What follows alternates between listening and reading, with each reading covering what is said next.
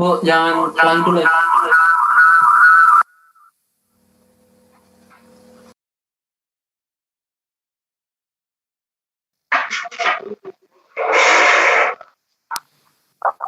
Kalau tes, Bang Diki kedengaran nggak suaranya? Dengar. Kedengaran nggak?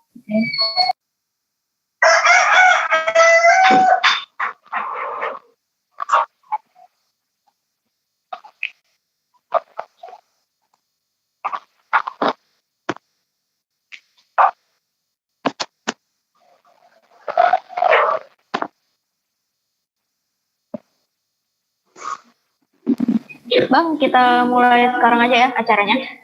Oke.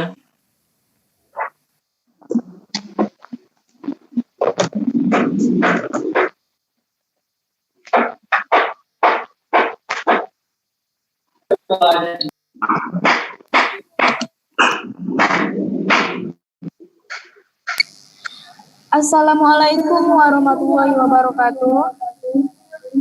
Shalom, Om Swastiastu, Namo Buddhaya. Salam kebajikan untuk kita semua. Selamat pagi semuanya, selamat datang di acara workshop komputer cyber yang bertema New Generation of Technology pada hari ketiga. Baiklah, izinkan kami selaku pembawa acara memperkenalkan diri kami terlebih dahulu. Saya Fatimah Nur Azhara. Saya Arya Kurniati. Baiklah, di sini kami akan memulai acara pada hari ini. Acara pertama adalah acara pemberian materi dari divisi networking oleh Bang Diki. Kepada Bang Diki, sudah tempat kami persilakan. Oke. Selamat pagi. Nama saya Diki Ferialdi Toprit. Jabatan saya di komputer cyber. Saya ini ketua divisi networking. Di sini saya akan menyampaikan sedikit materi. Materinya basic ya, tentang jaringan dasar saja. Jadi lebih mudah dipahami. Oke. Materi di sini judul materinya adalah jaringan komputer. Saya akan menjelaskan tentang jaringan komputer. Di sini Anda pernah tidak sadar jaringan komputer apa saja yang sering Anda gunakan dalam kehidupan sehari-hari? Semua orang pasti pernah merasakan seperti apa itu jaringan komputer. Jaringan komputer itu ada di mana saja. Di mana saja, seperti di mall saat kita belanja online, atau tempat liburan, menyewa hotel, dan lain sebagainya. Sebenarnya saat kita menggunakan handphone, sebenarnya itu kita sudah menggunakan jaringan. Jadi, apa itu jaringan komputer?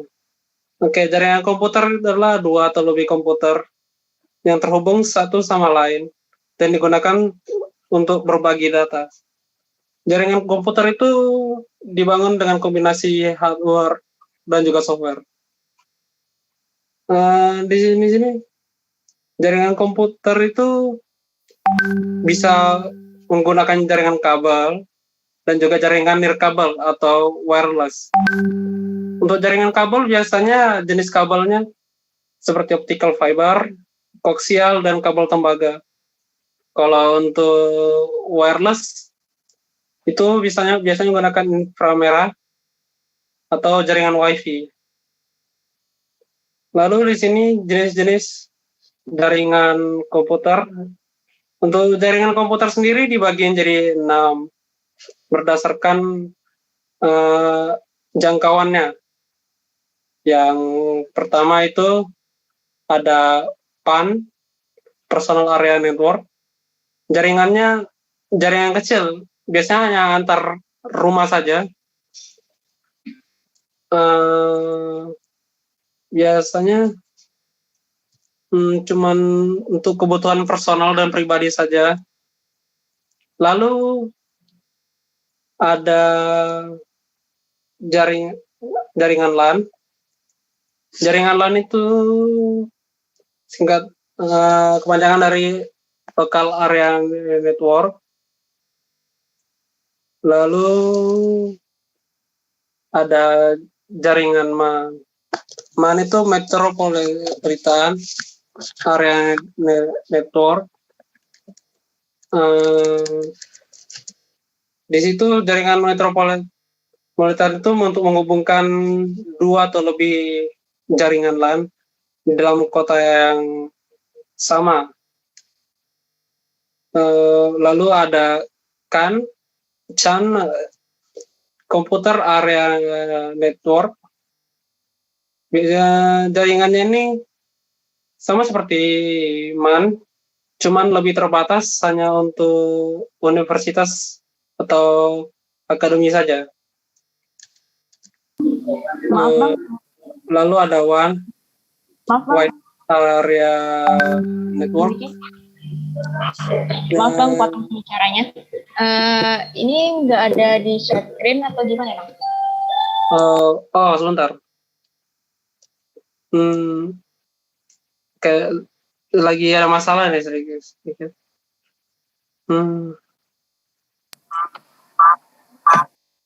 Boleh minta filenya Bang, kirim ke adminnya supaya nanti di share screen dari admin. Oke. Ini bukan PPT sih, sebenarnya saya bikin dalam bentuk doc. Gak apa-apa lah ya.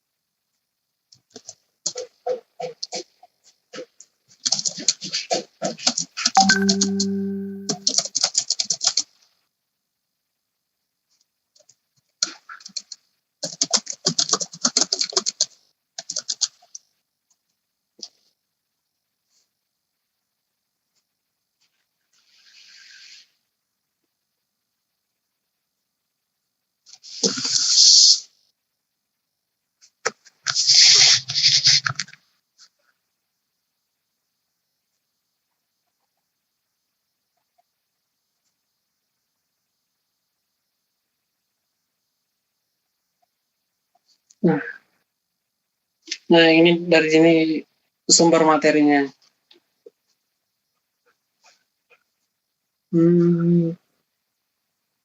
Coba.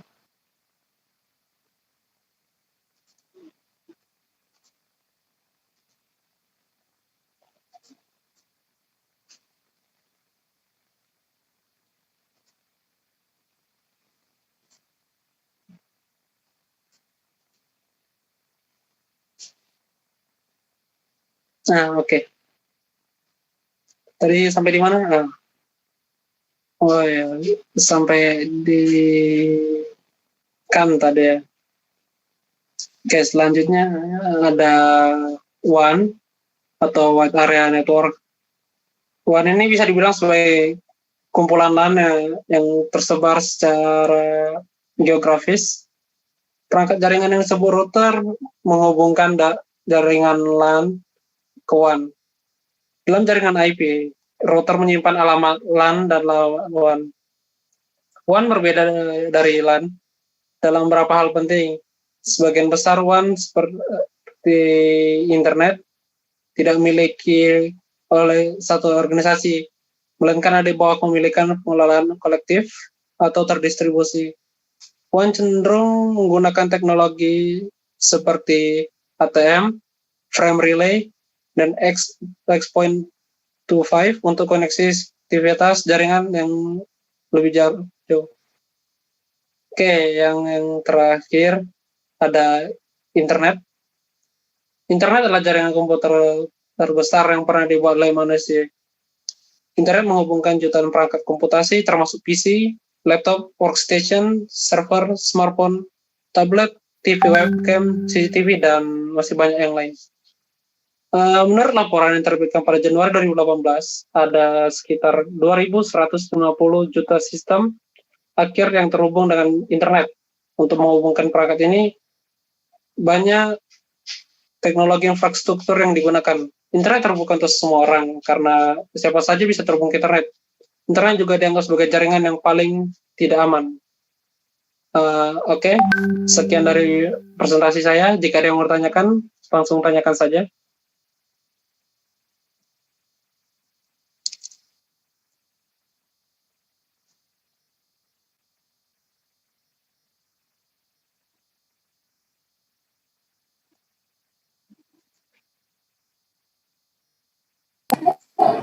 Baiklah, kita lanjut sesi tanya jawab. Silahkan jika ada yang ingin bertanya, raise hand, sebutkan nama, jurusan, dan angkatannya.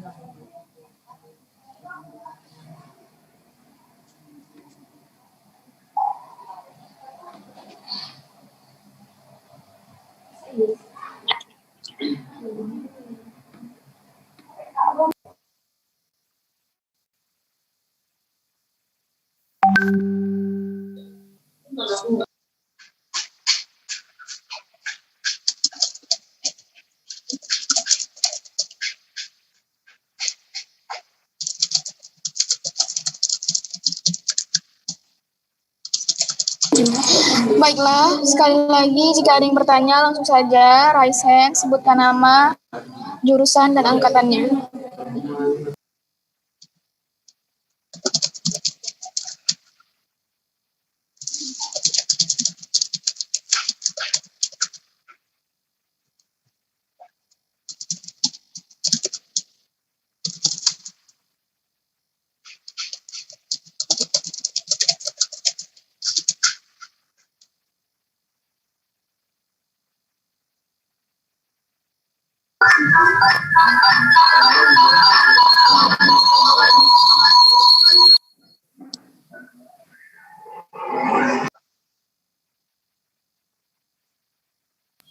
Sekali lagi kami mempersilahkan bagi yang ingin bertanya, silakan raise hand, sebutkan nama, jurusan, dan angkatannya.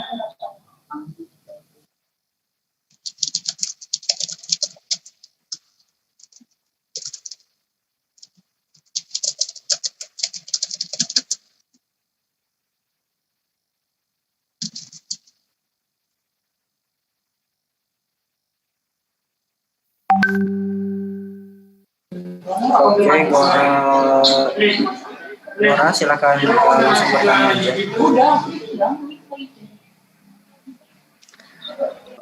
Assalamualaikum warahmatullahi wabarakatuh. Selamat pagi, Bang. Saya Gora Laziola dari Teknik Informatika 2020. Pertanyaan saya mengenai internet. Bagaimana kita di semuanya itu terhubung dengan internet? Apakah internet itu ada yang ngatur, Bang? Ataukah ada komputer yang besar yang ngatur seluruh kegiatan kita di internet, Bang? Apakah internet memiliki inti? Oke, terima kasih. Yo. Ada lagi? Ya.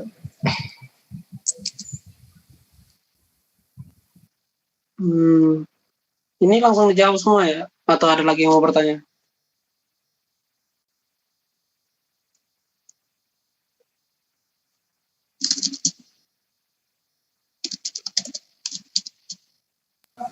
Boleh dijawab dulu, Bang. Oke. Jadi saya akan menjawab pertanyaan dari siapa tadi?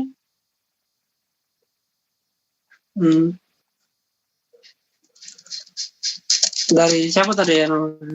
Dari Gora. Gora Bang, Laziola. Gora. Oke. Internet intinya yang mengendalikan ya ada untuk jaringan internet itu ada yang mengendalikan seperti server seperti Google atau Facebook kalau menurut saya ya. Kalau jaringan internet itu kan luas ya. Jadi kalau jaringan dari internet itu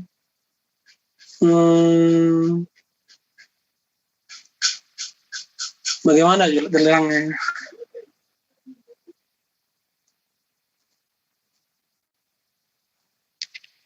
Oke. Untuk penjelasan sederhananya, internet di seluruh dunia itu bisa dibilang saling terhubung atau satu sama lain menggunakan teknologi yang disebut dengan fiber optik. Namun semua helaian kabelnya itu disatukan dalam satu wadah kabel yang lebih besar dan ditanamkan di bawah laut dan membentang ke seluruh benua di bumi. Kabel-kabel inilah yang menghubungkan hampir seluruh jaring perangkat teknologi seperti komputer, smartphone, smartwatch, atau ponsel Anda. Oke. Bagaimana dengan jawaban saya? Apa masih terasa kurang? Izin Bang, kan ada tuh beberapa waktu yang lalu ada internet shutdown dekat daerah Papua. Sebelumnya juga di beberapa wilayah di belahan bumi juga pernah adanya internet shutdown. Nah, bagaimana sebuah pemerintah itu bisa membuat kebijakan untuk memberhentikan internet di suatu wilayah? Terima kasih. Oke, sebentar ya, memberhentikan ya.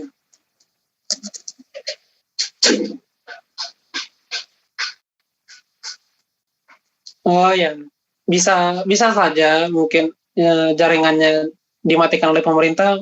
Mungkin pemerintah meminta atau menyuruh providernya ya buat atau internet service providernya yang ada di situ buat ngematiin koneksi jaringan internet yang ada di situ.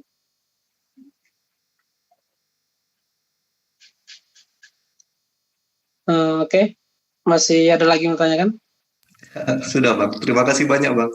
Oke.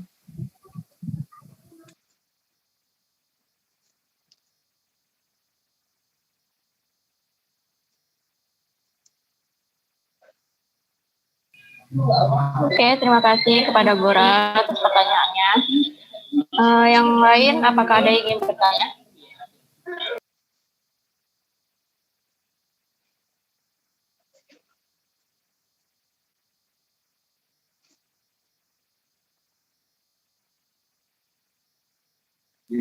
Bagi yang ingin bertanya, silakan raise hand, sebut nama, jurusan, dan angkatannya.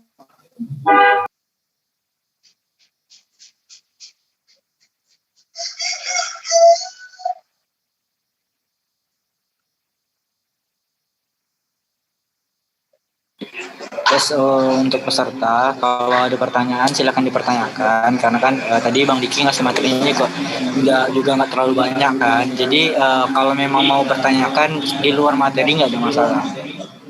Di sini kita bakalan coba menjawab sesuai kemampuan kita masing-masing.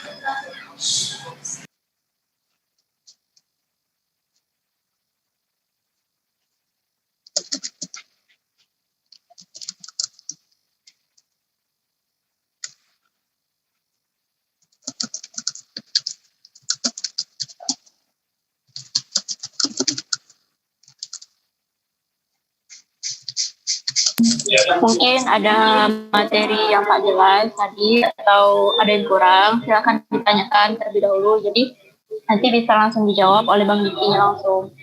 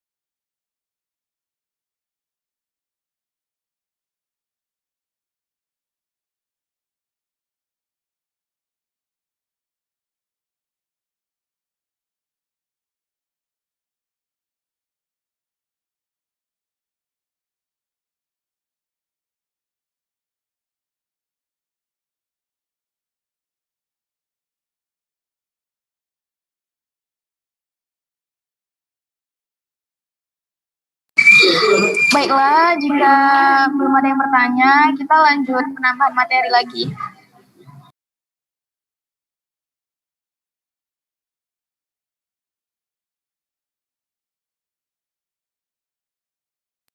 Buat teman-teman harap menunggu sebentar ya.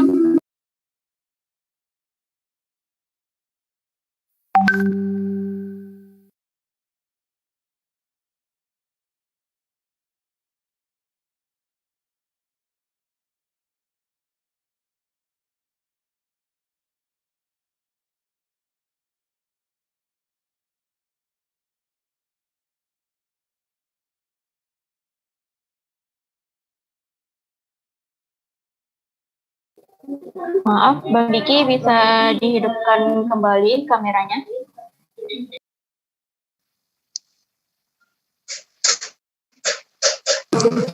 Di sini ada yang Raisen, silakan langsung saja. Perkenalkan, nama saya Romi, saya dari jurusan Manajemen 1. Izin bertanya, Kak, itu bagaimana sebuah komputer instansi itu bisa bekerja, misalnya di kantor, biar mereka saling terhubung gitu. Bagaimana cara menghubungkan baik komputer itu di kantor? Sekian dari pertanyaan saya, terima kasih.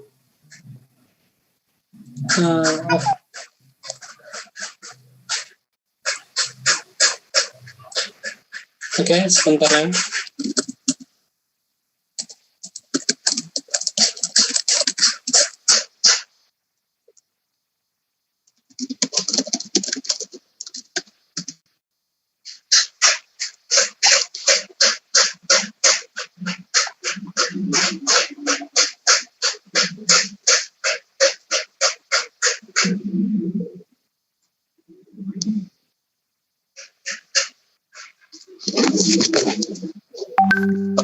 Oke.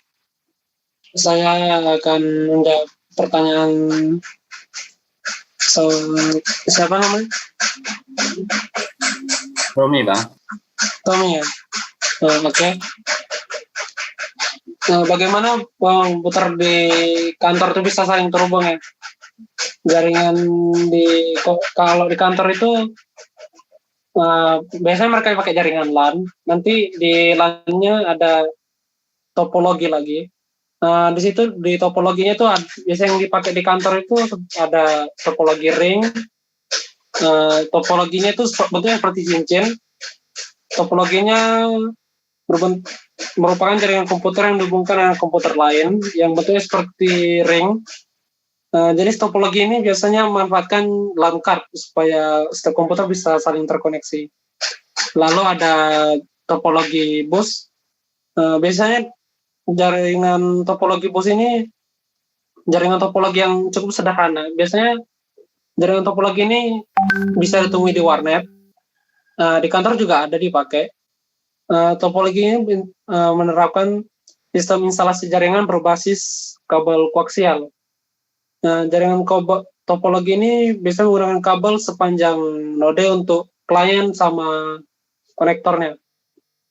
Lalu ada topologi star. Topologi star itu betulnya seperti bintang ya, sesuai dengan namanya ya. Biasanya menggunakan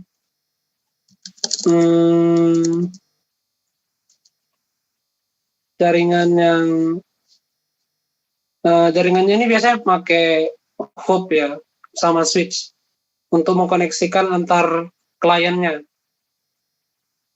Lalu topologi ini biasanya banyak digunakan karena menyimpan lebih banyak kelebihan dibandingkan dengan topologi lainnya. Sekian dari jawaban saya. Apa masih ada yang terasa kurang?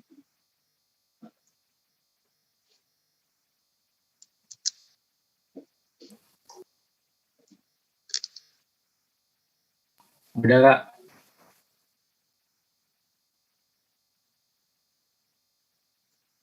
Oke. Ada lagi yang mau bertanya? Terima kasih kepada Bang Diki dan terima kasih juga kepada peserta yang sudah bertanya.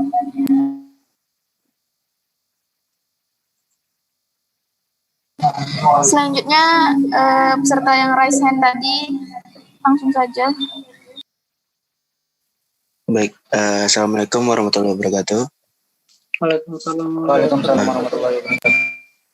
Nama saya Ali Susanto, saya dari jurusan Teknik Elektro. Saya izin bertanya tentang ini Kak, tentang Metropolitan Access Network itu. Nah, itu kan di situ menggunakan sebuah transmisi data yang bisa disebut itu seperti base transfer station kayak BTS gitu. Saya kayak seperti tower, sektoral dan lain-lain. Yang saya ingin bertanya, yang saya ingin tanyakan itu apa sistem yang ditransmisikan? Apakah seperti sinyal elektromagnetik atau ibaratnya sistem transmisinya tuh apa yang diantarkan Kak? Sesama sektoral gitu, atau sesama access point atau sama dengan station? Terima kasih. Oke, sama-sama. Mohon tunggu sebentar ya.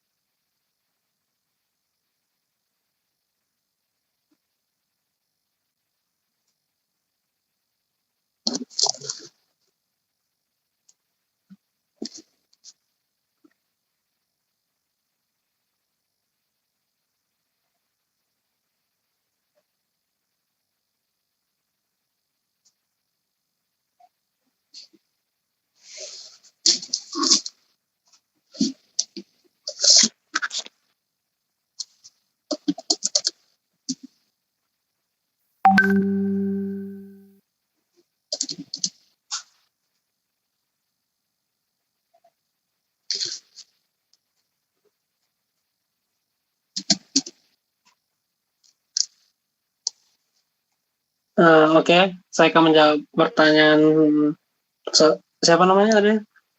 Ali ya. Ya, Ali Susanto. Oke. Oke, Ali, tadi jaringan BTS atau sebagai base station dan radio base station.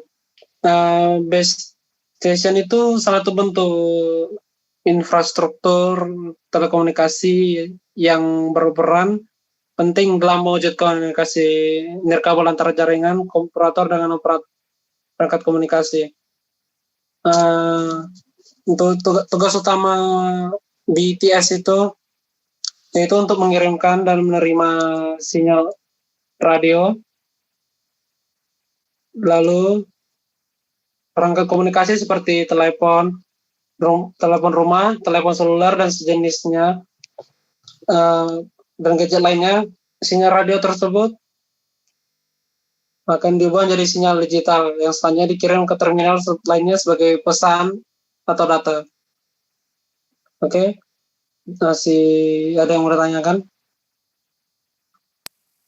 Iya Kak, yang itu maksud saya itu sistem transmisi apa yang diantarkan gitu Kak, dalam bentuk apa dia? Oh, biasanya pesan yang diantarkan tuh berbentuk pesan atau data paket, kayak paket gitu lah bentuknya.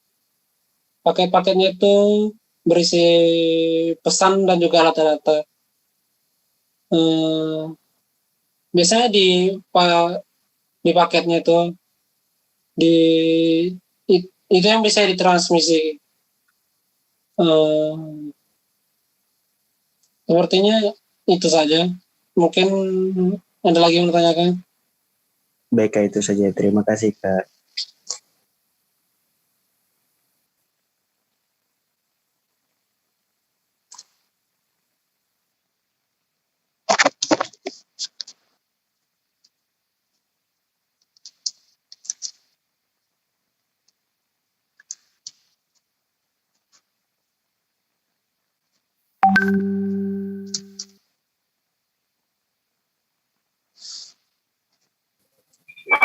Oke, terima kasih kepada Ali atas pertanyaannya.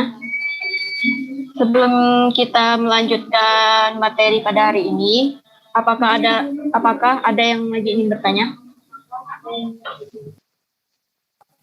Jika ada, silakan raise hand.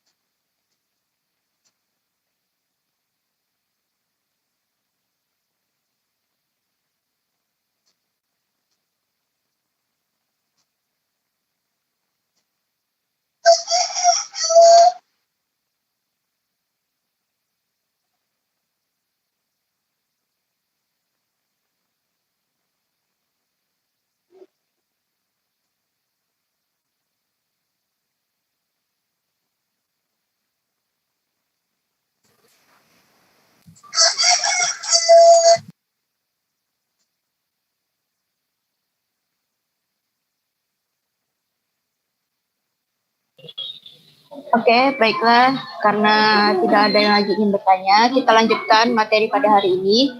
Silakan Bang Diki.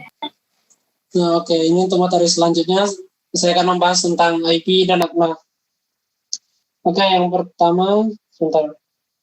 Saya share screen dulu.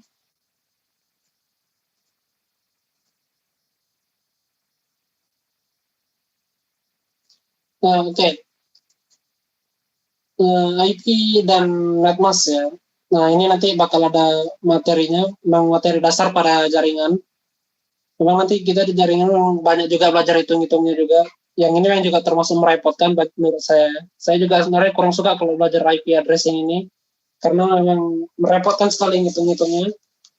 Jadi ya, mungkin penjelasan saya nanti bakal agak berantakan ya. Jadi harap maklumi aja lah ya.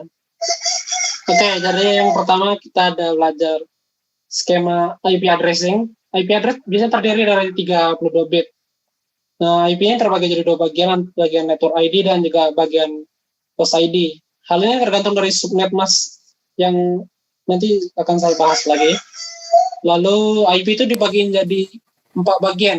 Di setiap bagian terdiri dari 8 bit seperti yang ada di gambar ini. Jelas tidak gambarnya atau agak buram? Mungkin agak buram sedikit ya. Saya juga kurang nampak nih. Oke. IP itu biasanya berisi 32 bit yang dibagi jadi 4 bagian. Dan setiap bagian itu terdiri dari 8 bit. Lalu untuk kemudahan IP tersebut, untuk menghitungnya bisa dikonversi menjadi desimal ya. Seperti yang ada di gambar ini. Lalu yang kedua ada tentang NetMask. Pada pengalaman logik, selain butuh nomor IP, juga dibutuhkan NetMask atau subNetMask. NetMask biasanya besarnya sama dengan nomor IP, yaitu 32 bit. Ada 3 pengelompokan besar untuk subNetMask. Yang pertama ada 255.000, 255.000, dan yang terakhir 255.000, dan 0. Hal tadi biasa disebut dengan kelas. subnet mask itu ada kelasnya. Di sini cuman saya buat 3 kelas saja biar lebih yang bisa dipakai sama orang-orang. Yang kelas pertama itu ada kelas A, yaitu semua nomor IP yang punya subnet masknya 255.000. Untuk yang kelas B-nya itu ada nomor IP yang memakai subnet mask 255.255.0. Lalu ada kelas C yang semua nomor IP-nya mempunyai subnet mask 255.255.255 dan 0. Oke, next ada IP dan netmask. Pengelamatan logik merupakan gabungan antara IP dan netmask. Untuk penulisan biasanya sebagai berikut: IP 202.95.151.129. Dan untuk netmasknya 255.255.255.0. Ini netmasknya untuk yang IP kelas C ya, seperti yang ada di materi sini. Untuk perhitungan IP, antara IP dan netmask akan menghasilkan network ID. Akan dibahas selanjutnya. Lalu ada IP address. Dan di sini IP address terbagi menjadi 2, yaitu IP network dan juga IP host. Dalam satu jaringan IP atau net ID itu biasanya terdiri dari semua jaringan satu jaringan net ID untuk semua jaringan sama. Lalu untuk yang network, untuk nomor host atau host ID, ini bisa disebut IP address. Dalam satu jaringan tidak ada yang nomor IP-nya sama. Nah, biasanya kalau ada yang sama itu langsung konflik atau bentrok IP-nya. Oke, lanjut ada network ID atau porsi network. Host atau komputer pada sebuah jaringan pada dasarnya hanya bisa berkomunikasi secara langsung dengan perangkat yang satu jaringan dengan komputer tersebut. Dan net ID-nya harus sama. Subnet mask yang menentukan network ID dan yang mana sebagai porsi nomor komputer atau host. Biasanya semua jaringan yang bernilai 0 atau 0 pada pengalaman jaringan itulah yang disebut network ID, tapi tidak selalunya 0 ya. Untuk yang terakhir ada peralatan pada jaringan layer 3. Router menggunakan network ID ketika dia butuh untuk memforward data ke jaringan lain. Oke, next yaitu penggunaan subnet mask. Subnet mask sebenarnya merupakan alat yang dipakai untuk melihat dalam IP address. IP address mana bagian dari net ID dan juga host ID-nya. Untuk melihat net ID pada jaringan kita lakukan operasi AND antara netmask dan IP address. Seperti contohnya ini 10.252.246 dengan netmask 255.255.255.0. Lalu dikonversikan menjadi bilangan binar dan di N-kan seperti yang ini jadi bilangan binar.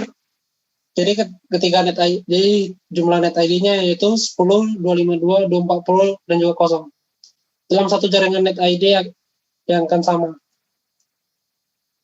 Oke, ini yang tadi saya bahas pembagian subnet mask. Yang ini tadi sudah dibahas, mungkin saya skip aja lah ya. Lalu untuk pembagian subnet masknya, untuk IP address network kelas A, biasanya networknya itu untuk networknya 111 sampai 8 kali, lalu hostnya yang 3 di belakang 000 sampai 8 kali. Lalu untuk yang IP address netmask kelas C, untuk yang bagian networknya juga ada 2, 111, 111 dan juga untuk hostnya 000.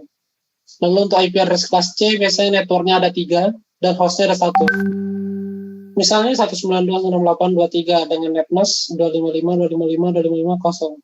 Yang bitnya 1 pada netmask berarti pada IP itulah net ID-nya. Bit 0 pada netmask berhubungan dengan nomor host. Net ID 192.168.20, nomor hostnya 3. Lalu selanjutnya adalah jangkauan network ID. Pada satu jaringan net ID akan selalu sama. Kelas A misalnya penomoran host merupakan kombinasi dari 24 host. Lalu untuk yang jaringan network kelas A itu hostnya ada 8 bit dan 8 bit 1. Dengan 24 bit kombinasi maka dimungkinkan ada 2 pangkat 24 host atau komputer yang terhubung, sama dengan 16.727.216 host. Lalu untuk jangkauan network ID B, untuk kelas B terdapat 16 bit, yaitu 2 network dan 2 host, sebanyak 65.536 dalam satu jaringan host. Lalu untuk jangkauan network ID kelas C, dimungkinkan ada 254 komputer atau host yang bisa terhubung ke jaringan. Nomor terakhirnya itu 192.168.116.255 disebut dengan broadcast yang akan kita bahas nantinya. Oke, yang ini broadcast. Alamat yang digunakan untuk mengirim atau menerima informasi yang harus diketahui oleh seluruh host yang ada pada jaringan. Kalau misalnya suatu host ingin mengirim paket pada seluruh host yang ada di jaringannya, tidak perlu membuat replikasi paket sebanyak jumlah host tujuan.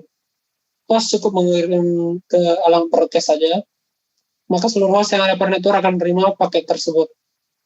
Lalu, seluruh host pada jaringan yang sama harus memiliki broadcast address yang sama, dan alamat tersebut tidak boleh digunakan sebagai nomor IP untuk host tertentu.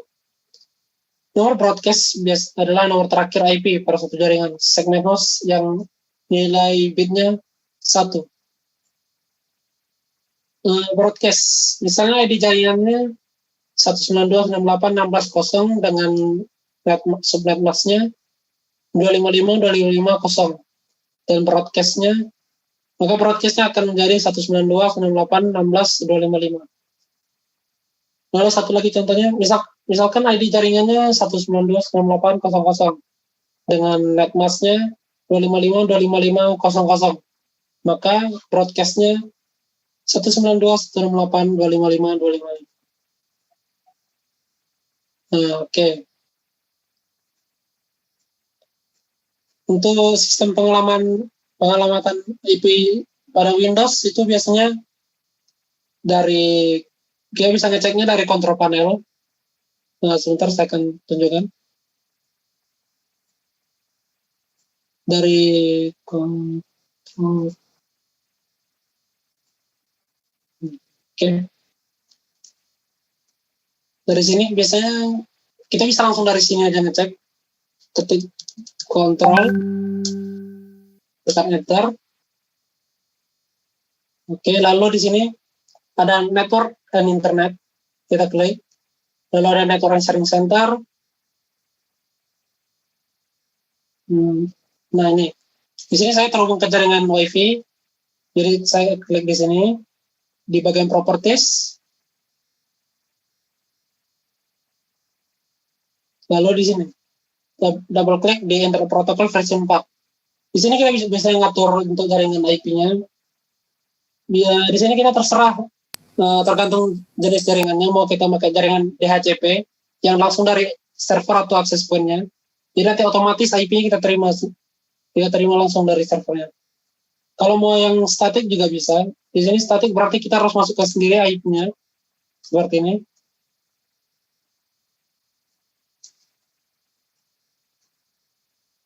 Nah, di sini kita pakai yang IP kelas C dengan subnet masknya itu 255, 255, 255 dan 0. Untuk IP pada Windows sendiri ada 2, bukan hanya IP versi 4. Di sini juga ada IP versi 6 yang dipakai untuk jaringan pada Windows. Di sini jaringannya IP-nya lebih kompleks karena gabungan angka dan juga huruf. Jadi bukan cuma angka saja. Nah, oke. Sekian untuk materi tentang IP dan NetMask. Jika ada yang mau bertanyakan, silahkan.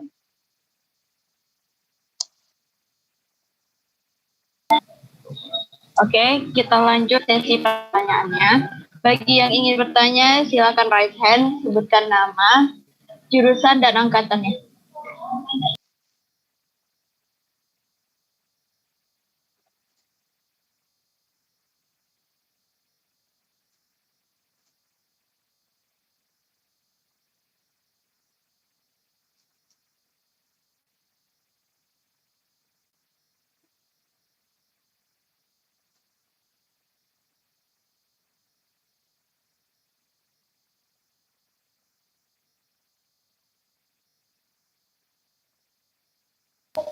Dipersilakan bagi yang ingin bertanya, silakan raise hand, sebutkan nama, jurusan, dan angkatannya.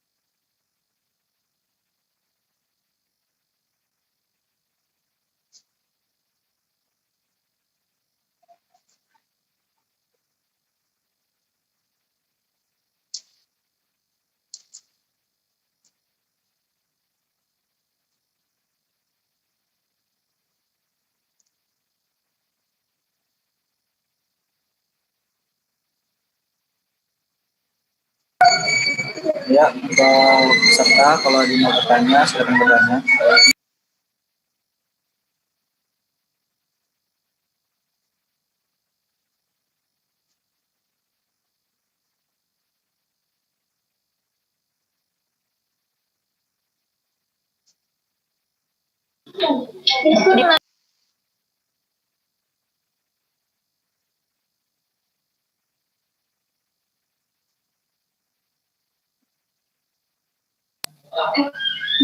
Dipersilakan bagi yang ingin bertanya, silakan raise hand-nya.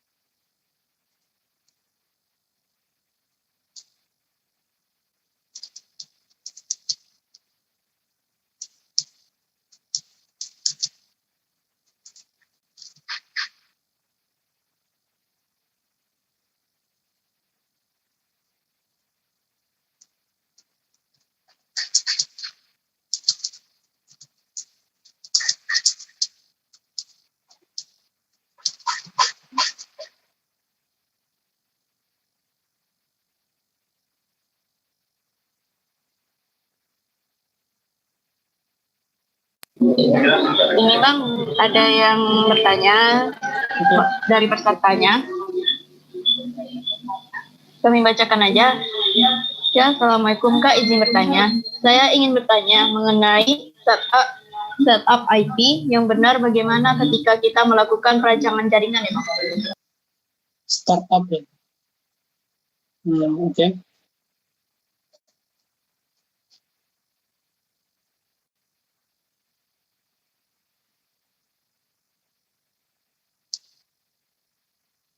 Bisa diulang sekali lagi nggak pertanyaannya? Ya, dia bertanya mengenai setup IP yang benar bagaimana ketika kita melakukan perancangan jaringan itu. Oh, oke.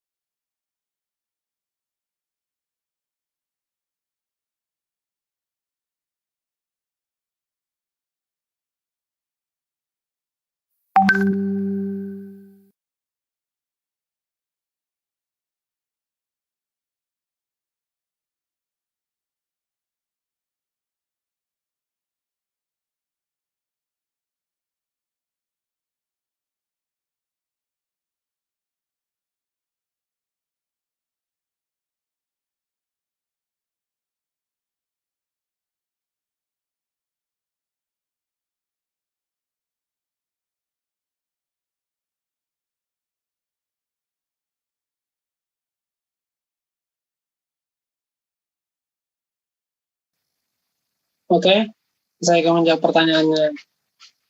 Pertanyaan tadi, bagaimana setup IP yang benar ketika merancang jaringan komputer? Untuk setup IP-nya ya seperti yang tadi sudah dijelaskan di sini. Di sini tunggu sebentar. Oke, jadi saya jelaskan tadi kalau untuk jaringan kan ada kelas IP-nya. Di sini yang kita pakai yang untuk jaringan biasanya pakai yang IP kelas C aja. Karena untuk yang IP kelas C ini lebih mudah untuk setupnya. Karena untuk perhitungannya juga lebih mudah. Lalu untuk IP-nya kan karena itu di sini bahas jaringan berarti ada banyak komputer. Itu berarti di setiap jaringan itu jangan sampai sama IP-nya. Dan karena nanti bakal konflik kalau misal seperti contohnya di sini. Mana tadi ya?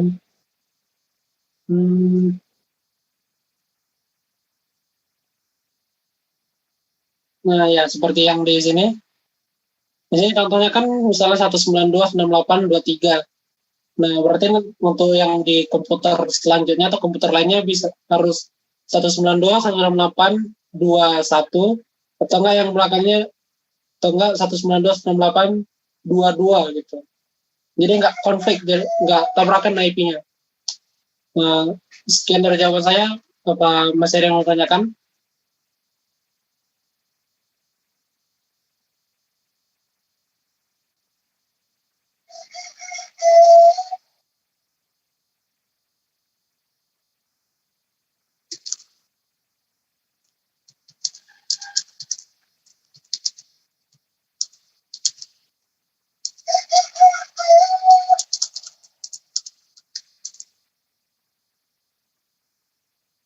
Nah, di sini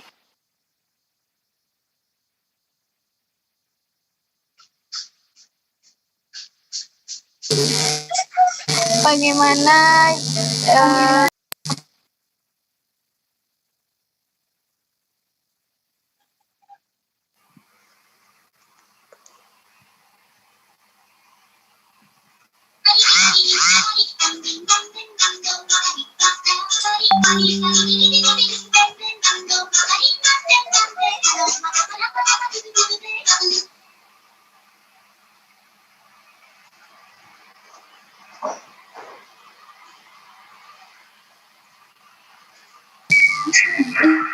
ini ada satu pertanyaan lagi, Bang. Oke. Katanya, mengapa kita harus menggunakan internet untuk mengakses suatu browser, Google, dan lain-lain? Apakah ada cara lain selain menggunakan internet? Ya, bisa ulang lagi pertanyaannya? Pertanyaannya, mengapa kita harus menggunakan internet untuk mengakses suatu browser, Google, dan lain-lain? Apakah ada cara lain selain menggunakan internet? Oke, terima kasih. Dan sebentar.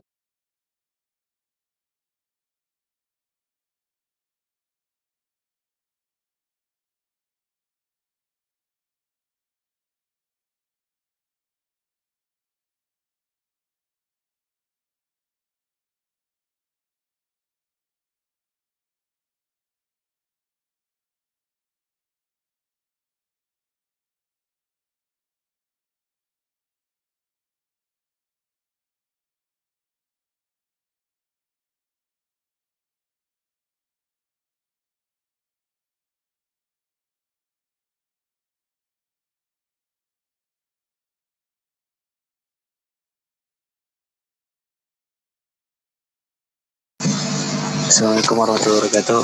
Mohon maaf Kak, mau nambah materi yang tadi yang soal pembuatan sebuah jaringan itu. Oke. Jadi sebenarnya buat jawaban yang tadi itu kita tuh pertama menggunakan IP, sejenis IP yang paling utama itu biasa IP network dan IP broadcast Kak. Nah, untuk membuat itu tuh ada perhitungannya sendiri. Jadi yang bisa contoh untuk pengesetan satu ruangan itu dia hanya menggunakan tergantung kelas. Misalnya hanya ingin membuat 20 atau 30 tempat saja, itu kita menggunakan IP kelas B karena IP kelas C, atau jika 100 kita bisa menggunakan IP kelas B. Itu tergantung kelasnya masing-masing untuk penjumlahan internet yang mau dipasangkan. Terus IP network dan IP broadcast itu sangat berguna dikarenakan itu untuk menentukan IP yang bisa terhubung saja. Contoh, jika IP broadcastnya itu 171 belakangnya, jadi otomatis dia itu hanya bisa menggunakan 170 user saja, tidak bisa lebih. Jadi untuk pengesetan jaringan kita harus menghitung jumlah yang mau dihubungkan dulu, baru kita menentukan IP-nya baru ada, dan baru bisa kita menghubungkan ke internet. Untuk menghubungkan internet itu menggunakan seperti IP DHCP dan lain-lain gitu. Terima kasih Kak, itu saja penambahannya. Oke. Itu jawabannya betul-betul lengkap tadi. Saya juga terkejut ya waktu dengar jawabannya, itu baru jawaban yang pas yang sebenarnya. Terima kasih untuk Saudara Ali. Saya benar-benar mengapresiasi jawabannya. Baik, terima kasih.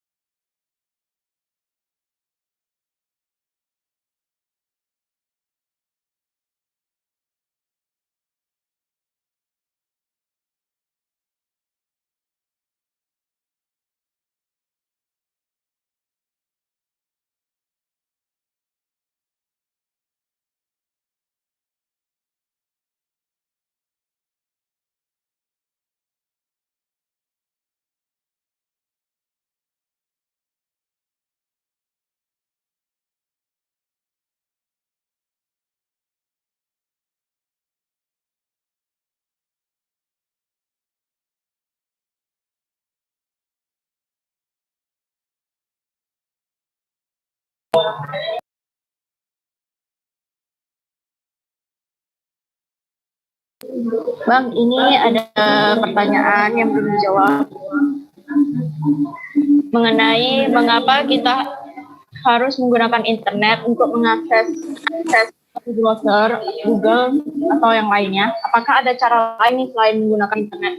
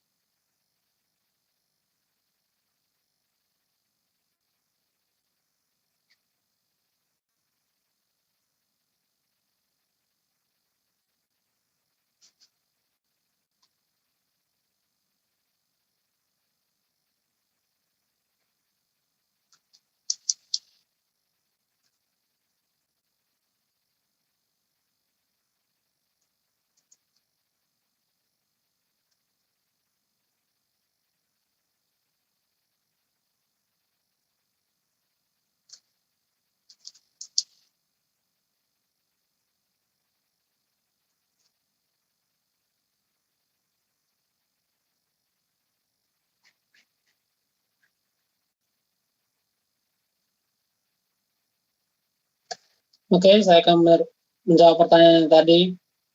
Ada seperti cara lain nggak untuk menggunakan internet? Oke, jadi yang pertama, seluruh komputer dan server dunia ini kan saling terhubung dengan internet ya. Kalau kita bahas internet, itu pasti skalanya dunia atau global ya. Seperti yang saya bilang tadi, untuk internet itu saling terkoneksi antar benua dengan fiber optik. Lalu ada cara lain nggak buat mengakses internet?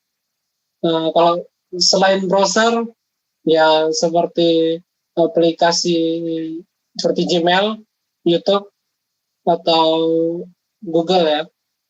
Karena kalau menurut saya, servis atau layanannya selain yang menggunakan internet itu ya cuman seperti Google, YouTube, Twitter atau Instagram saja ya. Karena internet kan skalanya dunia bukan LAN. Jadi buat mengaksesnya kalau bukan selain dari browser ya aplikasi online lah. Jika masih terasa kurang, boleh tanyakan lagi.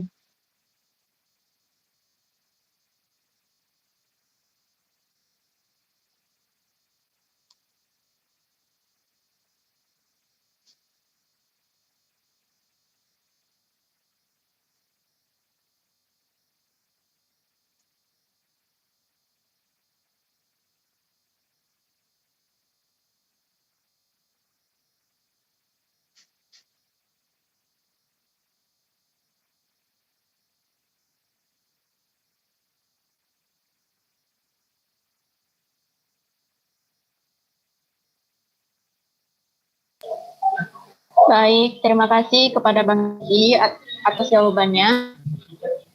Sekali lagi, bagi yang ingin bertanya, silakan raise hand, sebutkan nama, jurusan, dan angkatannya.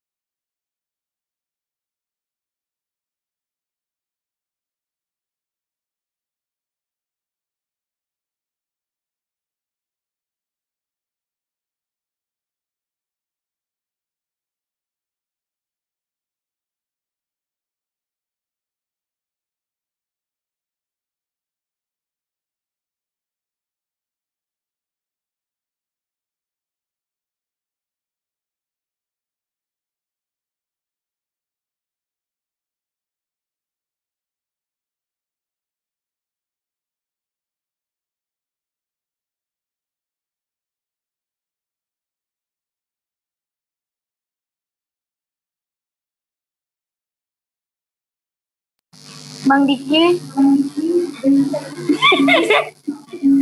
di sini ada yang ingin bertanya nih.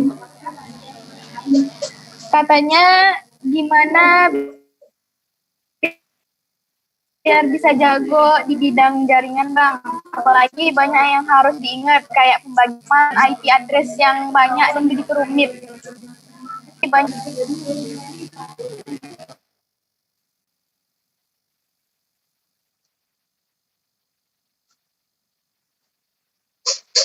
Ya, oke. Ini saya agak kaget juga dengar pertanyaannya. Kalau biar pandai di jaringan ya. Memang sih jaringan tuh banyak hitung-hitungnya, betul-betul banyak.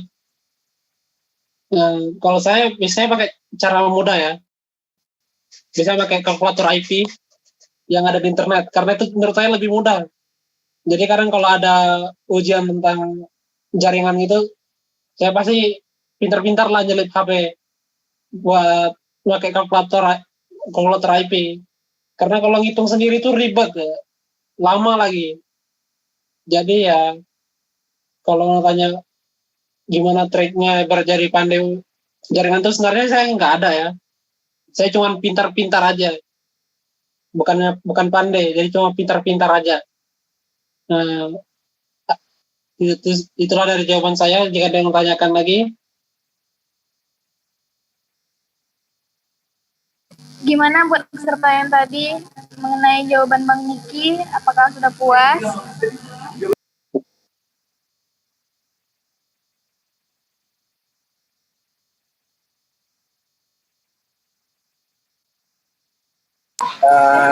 Izin Diki, aku boleh nambahin nggak? Oke, boleh. Ya, jadi gini nih, kan tadi ada dari Bang Agistira nanyain gimana biar bisa jago di bidang jaringan, Bang. Apalagi banyak yang harus diingat, kayak pembagian subnet mask dan IP address yang banyak dan begitu rumit. Sebenarnya itu bukan hal yang harus kalian hafal, bukan hal yang harus kalian ingat satu-satu, tapi caranya bagaimana cara kita bisa tahu itu semua, karena itu semua ada di dokumentasi jaringan itu banyak, dan biasanya settingan awal perancangan jaringan itu hanya beberapa komputer. Misalnya kita bikin settingan jaringan di sebuah, jangan jauh di kelas kita aja atau di laboratorium teknik informatika misalnya. Di situ kita buat jaringan buat akses semua komputer. Jadi kita gunain, misalnya kita bisa gunain topologi star atau topologi ring, itu bisa dua. Jadi kita bisa juga gunain topologi lain. Cuman yang paling gampang mungkin kita gunain satu topologi star, yaitu kita gunain switch, hub dan modem. Di situ yang kita setting hanya di modemnya. Jadi yang kita lakukan setting IP yaitu di modemnya. Dan untuk komputer yang lain, jadi modem itu sebagai server jaringannya. Jadi dari ISP atau Internet Service Provider-nya, dari servernya itu kita masukin internetnya ke modemnya. Dari modem kita lakukan setting IP dari, misalnya IP default modemnya itu 192.168.0.1 itu IP defaultnya. Jadi di situ itu untuk servernya. Jadi untuk SunNIMAS kan kalau memang itu jaringannya ke IP-nya seperti itu, berarti untuk SunNIMAS-nya itu akan otomatis 255. Jadi SunNIMAS itu bakalan ikut langsung ke dalam jenis IP-nya. Dan biasanya untuk kliennya, untuk jaringan-jaringan yang terhubung, untuk bagian-bagian yang terhubung, itu biasanya bakalan langsung auto nambahin sesuai settingan kita. Misalnya kita setting untuk klien itu 192.168.100 ke atas. Misalnya jadi dari 100 sampai 254. Jadi sampai segitu tuh. Jadi sampai segitu yang bisa diakses oleh klien. Jadi ketika klien langsung masuk 192.168.1.100. Begitu lagi klien berikutnya lanjut 101, klien berikutnya 102, itu bakalan auto nambah dari satu ke satu angka. Jadi mungkin yang yang bakalan ribet itu ya pas perancangan pertama aja. Jadi perancangan pertama itu kita harus tahu dulu IP default dari modem kita itu apa, terus berapa IP default dari servernya. Jadi contohnya gini, saya di rumah juga punya jaringan nih. Jadi saya contohin ke jaringan saya punya satu modem dengan IP default-nya 8.8.8. Sedangkan ISP-nya dari IndiHome-nya itu 192.168.0.1. Itu kan jauh kali perbedaannya. Jadi di situ bagaimana caranya kita bisa menyambungkan ke ISP dengan cara kita menyatukan IP default modem kita ke IP default modem dari ISP kita, dari IndiHome-nya. Disitulah caranya. Jadi di situ saya setting untuk sambung ke IP-nya, saya langsung masuk dengan mode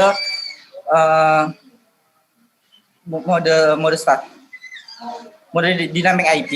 Di situ saya masukkan IP default-nya dengan menambahkan tiga angka setelah IP default IndiHome-nya. Jadi kan IP IndiHome-nya 192.168.1.1 tuh. Di situ saya tambahin jadi yang punya saya 1.2.168.1.1. Dan di situ bakalan pemanggilan jaringan dari ISP ke jaringan modem saya. Di situ makanya di situ saya bisa menggunakan internet dari IndiHome tanpa lakukan pemasangan IndiHome lagi.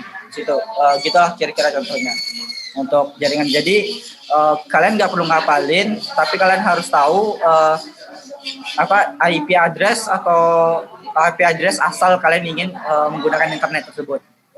Itu mungkin penambahan dari saya. Sekian, terima kasih.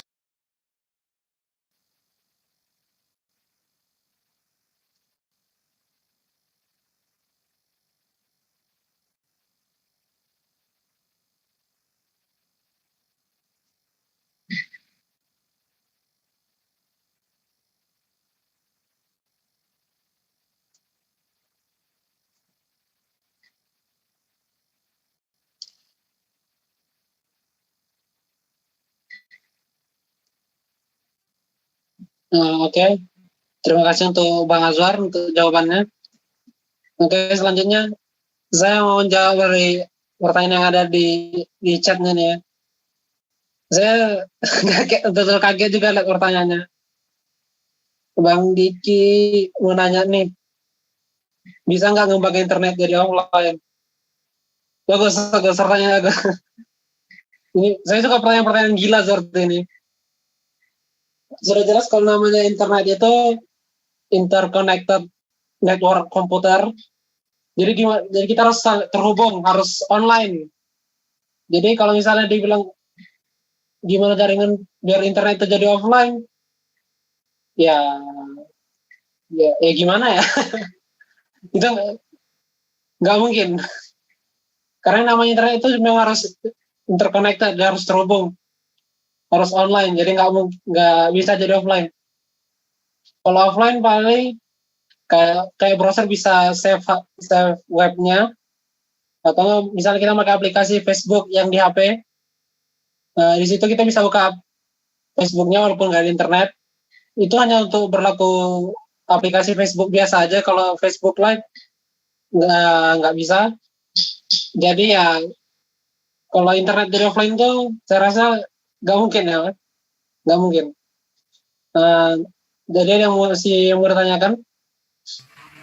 Gini Dik, ada teman aku yang ngembangin internet offline, tapi aku nggak tahu gimana caranya tuh. Katanya pertama kalau di Linux itu ada namanya torrent, jadi di internet tuh di torrent apa namanya tuh nggak tahu aku. Nanti dimasukin ke penyimpanan, terus penyimpanannya itu diinstal sistem operasi atau gimana, dihubungkan dengan Raspberry versi berapa itu. Jadi aku nggak tahu gimana cara kerjanya sebenarnya tuh. Kira-kira tahu tadi. Oke, terima kasih. Oke, kalau pakai torrent sama Raspberry Pi ya.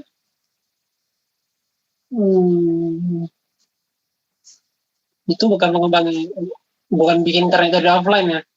Itu seperti jaringan jaringan LAN biasa ya menurut saya. Karena itu pada dasarnya untuk berbagi sama yang terhubung aja, bukan sama setiap orang. Karena kita di sini kan ngebahas soal internet. Internet itu berarti dalam skala dunia ya. Jadi kalau dibilang pakai Raspberry Pi sama torrent, saya rasa itu masih terasa nggak mungkin lah, karena itu bukan internet. Karena menurut saya internet itu berarti kita terhubung ke banyak perangkat di seluruh dunia, ke semua komputer. Jadi kalau hanya menggunakan Raspberry Pi saja nggak cukup. Apalagi kalau cuma beberapa perangkat aja, bukan termasuk internet, itu hanya jaringan biasa menurut saya. Ada lagi yang menanyakan atau masih kurang dari pertanyaan dari jawabannya? Bang, makasih Bang.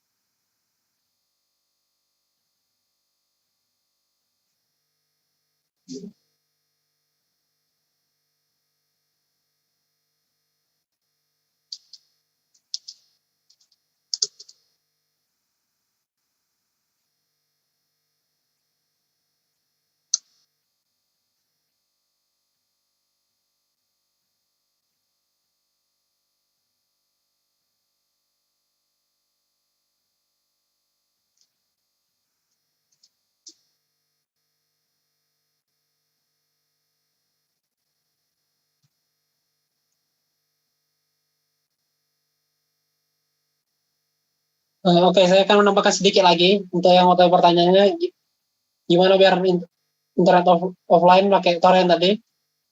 Kalau untuk torrent sendiri itu, kalau mau terhubung itu untuk berbagai file tetap butuh internet.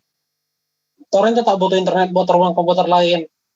Hanya saja kalau mau berbagi filenya bisa pakai P2P, dan bukan minta file ke server. Maksudnya P2P itu di sini jaringan peer-to-peer. Apa itu jaringan peer-to-peer? Untuk jaringan peer-to-peer itu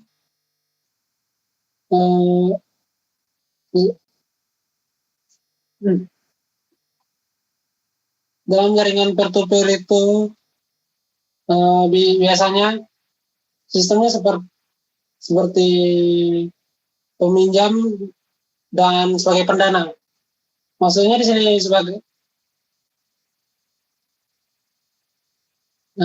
maksudnya sebagai peminjam pendana itu pada jaringan peer-to-peer. Yang sebagai pendana bisa mulai mendanai secara instan ke berbagai peminjamnya. Jadi nanti pendana yang memiliki akses untuk melihat data-data dari peminjam melalui aplikasi atau perangkat yang terhubung ke jaringan torrent mereka. Lalu untuk sebagai peminjamnya, di sini penggunanya disebut sebagai peminjam. Peminjam hanya bisa mengunggah dokumen dan mengunduh saja, dan hanya sebatas itu saja. Jadi seperti itu jaringan peer-to-peer. Tapi torrent juga bisa nggak pakai internet. Cuman jangkauan berbagai filenya hanya sebatas komputer yang terkoneksi saja yang terhubung. Jadi nggak semua perangkat yang bisa pakai torrent, hanya yang terhubung saja. Jika masih terasa kurang bisa ditanyakan.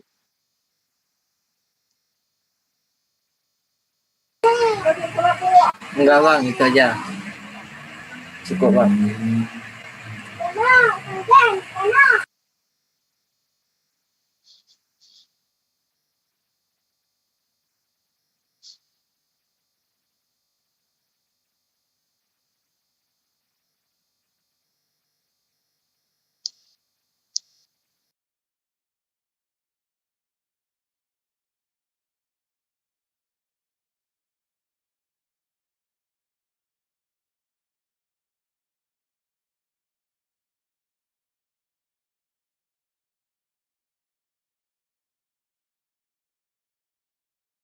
Tes.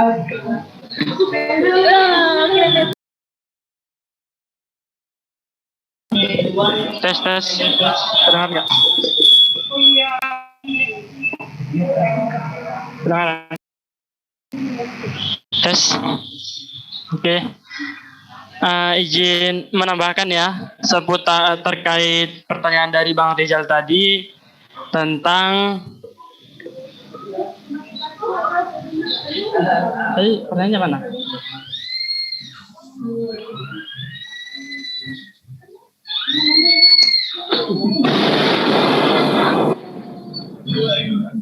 Oke, tadi pertanyaannya gini ya, Bang Diki mau nanya nih, bisa nggak ngembangin internet jadi offline? Nah ini pertanyaannya menarik ya. Kenapa menarik? Jadi kita itu harus tahu dulu internet itu apa sih gitu kan. Nah internet itu dibuat untuk apa gitu. Nah sekarang kalau kita buat, kita anggap kita cipta internet secara offline itu sebuah perkembangan dari internet, itu sepertinya berbanding terbalik ya. Yang menjadi pembahasan sekarang, internet itu jadi sebenarnya sebuah terobosan untuk mengatasi penggunaan kabel yang banyak ya. Nah, jadi gini, dulu itu kalau sebelum ada internet itu, kalau transfer data itu kan masih pakai kabel gitu kan. Nah, kita bayangkan dulu sekarang nih, kita mau menggunakan sosial media. Nah, sosial media itu kan mempunyai sebuah database penyimpanan data kan. Kita anggap aja sebagai kita anggap provider dari Google. Nah, ketika kita menggunakan database dari Google, terus kita menggunakan tidak menggunakan internet dan menggunakan kabel. Nah, coba kita kawan-kawan bayangin, penduduk Indonesia 230 juta. Nah, terus satu database. Jadi kan nggak mungkin kita kalau secara logikanya itu untuk menghubungkan itu dengan menggunakan kabel, otomatis kita membutuhkan 230 juta dari satu objek ke banyak perangkat gitu ya. Itu untuk kenapa sih ada internet gitu. Nah, tadi juga ada pertanyaan, internet itu siapa sih yang yang mengendalikan? Ada nggak suatu perusahaan yang mengendalikan gitu? Izin menambahkan ya, untuk soal terkait itu, sekarang kita membahas tentang internet ya. Nah,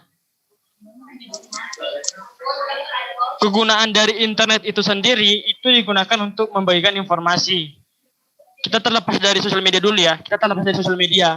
Nah, kalau sosial media ini sebenarnya pengembangan kayak internet itu kayak dialihfungsikan lagi, dimanfaatkan lagi secara lebih lagi buat membuat sosial media. Nah, kita terlepas dari sosial media, kita kembali dulu ke fungsi dari internet itu. Fungsi dari internet itu sendiri itu buat kayak membagikan informasi secara real time dengan waktu yang cepat dan efisien gitu ya. Nah, jadi untuk yang kayak mengendalikan internet itu ada yang bertanya gitu kan, siapa sih gitu. Nah sekarang dulu internet itu dikembangin di Amerika Serikat. Nah tujuannya itu untuk seperti yang bilang tadi, membagikan informasi.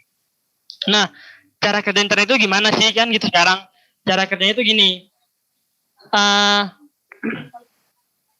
internet itu sebenarnya bisa dikatakan sebuah nama lain dari teknik penyampaian informasi. Jadi artinya seperti itu ya, karena ibarat gini, Google sebuah perusahaan, orang itu membuat sebuah server. Nah, bagaimana orang itu menyampaikan informasi itu kepada user semuanya? Nah, jadi ada dua teknik. Yang pertama itu dari satelit, dengan satu lagi itu menggunakan kabel fiber optik itu ya. Nah, kalau dari satelit itu, nanti dari Google-nya itu menyampaikan sinyal ke satelit, terus nanti satelit itu menyampaikan sinyal ke setiap tiang-tiang tower untuk sebagai pendistribusi sinyal itu kepada user. Nah, cara pendistribusinya itu dengan berdasarkan setiap IP dari perangkat tersebut. Nah, gitu ya. Nah, jadi nanti informasinya itu bakalan disebar sesuai dengan IP yang meminta gitu. Nanti misalkan perangkat kita IP segini merequest sebuah perintah ke Google. Nanti Google itu bakal menyampaikan informasi ke IP kita gitu. untuk logika secara umumnya gitu ya. Nanti kalau memang teman-teman penasaran dengan internet, mungkin nanti kita bisa belajar bareng lagi, saling membagi informasi tentang terkait jaringan lagi. Kira-kira dari teman-teman ada yang mau menyinggung lagi nggak tentang jaringan?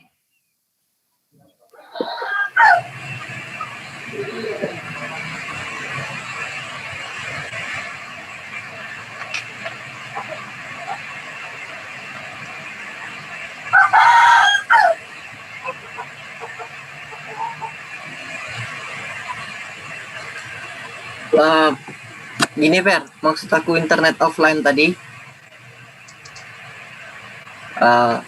kan kita ngambil data dari Google, terus kita bagikan ke mana? Ke daerah-daerah yang